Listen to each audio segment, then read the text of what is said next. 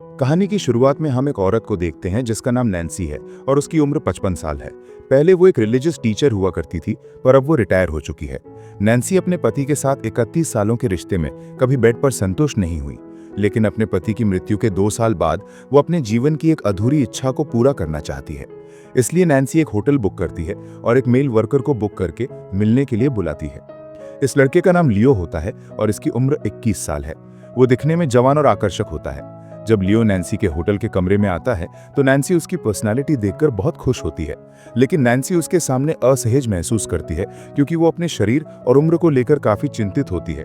उसे लगता है कि उसकी उम्र काफी ज्यादा है और वो दिखने में बहुत ज्यादा बूढ़ी लगती है, इसलिए शायद लियो को उसके साथ ये सब करना अच्छा ना लगे। नैन्सी को यह भी लगता है कि वो पहले एक रिलीजियस टीचर थी और अपने छात्रों को अच्छे संस्कार सिखाती थी, लेकिन अब वो जो कर रही है वो गलत है। यहाँ लियो का व्यवहार बहुत अच्छा होता है। वो नैन्सी के डर को दूर करने की कोशिश करता है और उससे खुलकर बात करता है।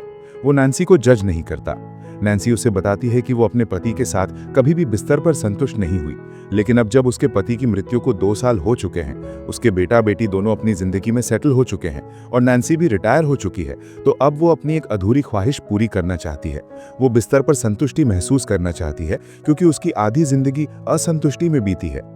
हालांकि नैन्सी को आगे बढ़ने में झिझक महसूस हो रही होती है और वो शर्मिंदा भी होती है, लेकिन वो ये भी चाहती है कि लियो के साथ जल्दी से वो सब हो जाए जिसके लिए उसने उसे बुलाया है। लियो को भी उसके साथ ये सब करने में कोई परेशानी नहीं है। वो नैन्सी से बात करने लगता है और उसे बताता है कि उसे डरने की कोई जरूरत नहीं है। लियो कहता है कि इससे पहले उसकी उम्र से बड़ी महिलाओं के साथ भी वो ये कर चुका है। ये सुनकर नैन्सी को सुकून मिलता है। लियो उसके पास आता है और उसे किस करता है, लेकिन नैन्सी को थोड़ा अजीब लगता है, इसलिए वो वॉशरूम चली जाती है और फ्रेश होकर वापस आती है। फिर नैन्सी बिस्तर पर चली जाती है और कुछ देर तक सोचने के बाद लियो से कहती है कि मैं तुम्हें पूरी पेमेंट देने को तैयार हूं, लेकिन मुझे तुम्हारे साथ कुछ नहीं करना, तुम जा सकते हो। लियो उससे कहता है, जब तुम्हें मेरे साथ कुछ करना ही नहीं था तो तुमने मुझे क्यों बुक किया? इस पर नैन्सी कहती है, पता नहीं, पर अब मेरा मन बदल गया है।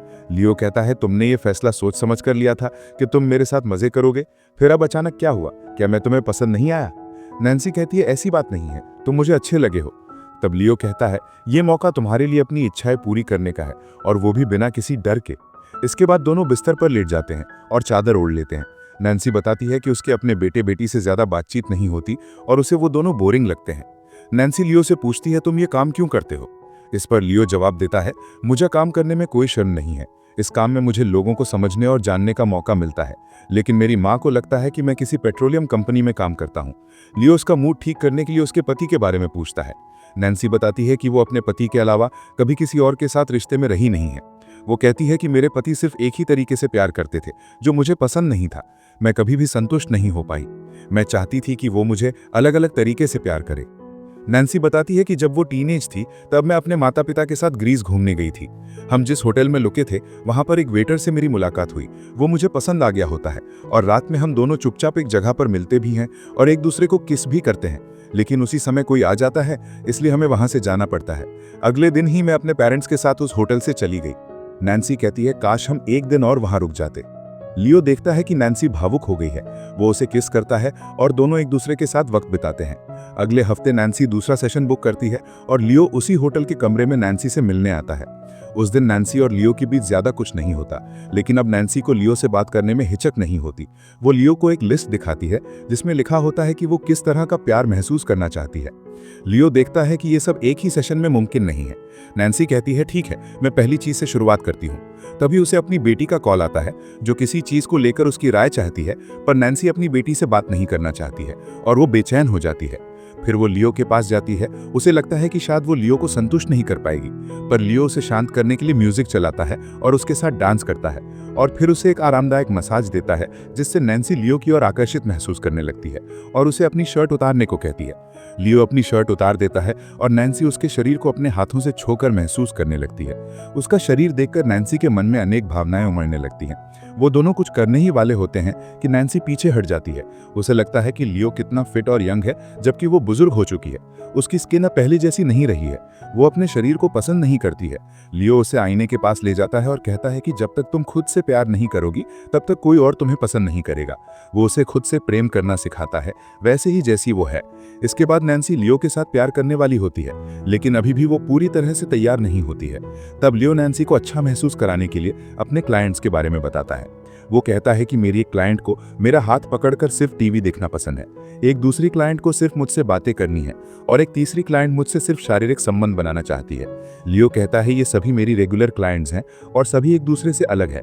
मैं उन्हें कभी भी जज नहीं करता, मुझे उन्हें जानने में मजा आता है और जब मैं उन्हें खुश कर पाता हूं तो मेरे लिए वो एक बड़ी बात होती है।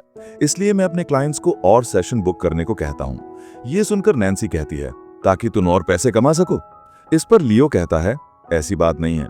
नैन्सी देखती है कि लियो अपने काम के बारे में बताते हुए भावुक और उत्साहित हो जाता है, जिससे वो भी उत्तेजित महसूस करने लगती है और आखिरकार वो उसके साथ शारीरिक संबंध बनाती है। इसके बाद नैन्सी फिर से अगले हफ्ते उसी कमरे में तीसरे सेशन के लिए लियो को बुक करती है और फिर वो दोनों साथ में अच्छा समय बिताते हैं। लेकिन नैन्सी को अब भी वो संतुष्टि नहीं मिलती जिसकी वो तलाश में है। वो लियो को और करीब से जानना चाहती है, पर लियो कहता है कि वो नहीं चाहता कि कोई उसकी जिंदगी के बारे में जरूरत से ज्यादा जाने, इसलिए उसने अपना नाम भी फर्जी लियो बताया है।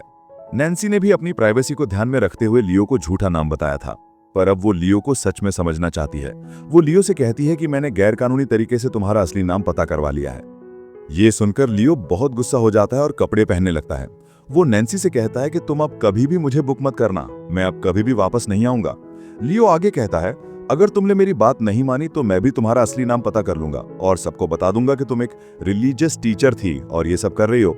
ये सुनकर नैन्सी को बहुत बुरा लगता है और वो लियो से माफी मांगते हुए कहती है कि मुझे नहीं लगा था कि तुम ऐसे रिएक्ट करोगे, मैं तो सिर्फ तुमसे दोस्ती करना चाहती थी।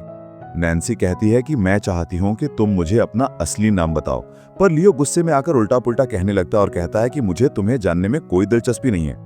नैन्सी आगे कहती है, अगर तुम अपनी पहचान बताने से डरते हो तो फिर ये काम क्यों करते हो? तुम अपनी माँ को सच क्यों नहीं बता देते? अगर तुम चाहो तो मैं तुम्हारी माँ से इस बारे में बात कर सकती हूँ। लियो नैन्सी को बताता है कि जब वो स्टूडेंट था तब एक पार्टी से आने के बाद वो अपने घर में एक लड़की के साथ शारीरिक संबंध बना रहा था। उसी वक्त उसकी माँ ने उसे पकड़ लिया। तभी से उसकी माँ ने गुस्से में उसे घर से निकाल दिया और सबको कह दिया कि उसका बेटा अब उसके लिए मर चुका है। तभी से उसका अपने भाई से भी संपर्क टूट गया, लेकिन कभी कभी फोन पर दोनों की बात हो जाती है। उसी समय से लियो ने कॉल बॉय का काम शुरू कर दिया।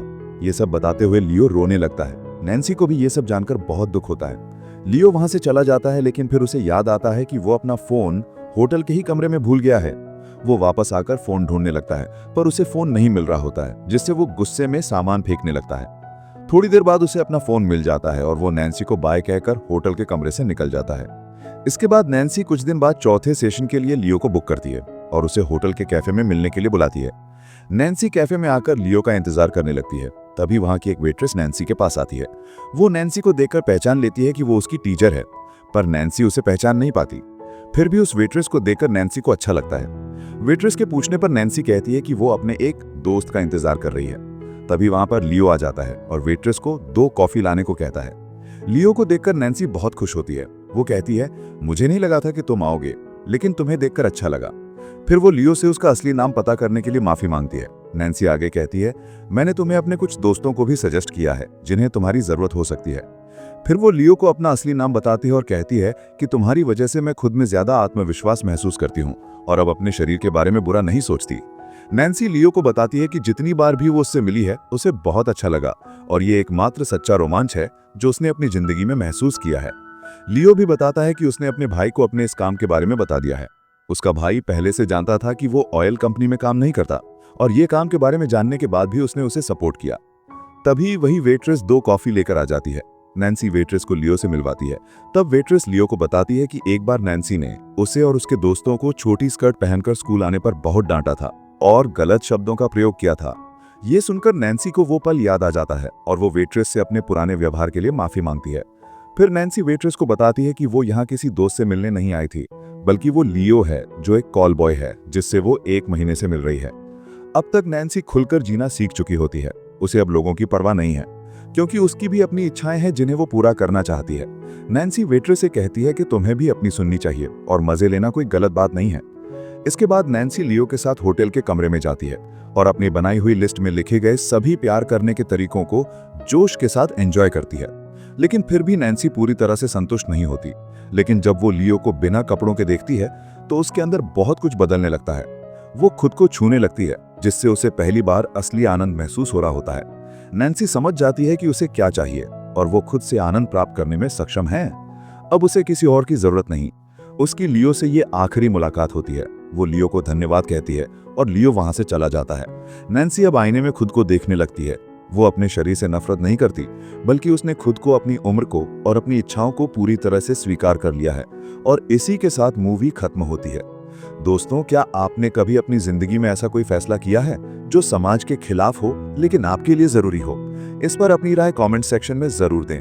वीडियो को लाइक और शेयर करके चैनल को सब्सक्राइब करें और बेल आइकन प्रेस करें, जिससे आने वाली मूवीज एक्सप्लेनेशंस आपसे मिस ना हो। मिलते हैं अगली वीडियो में। अपना ख्याल रखिएगा।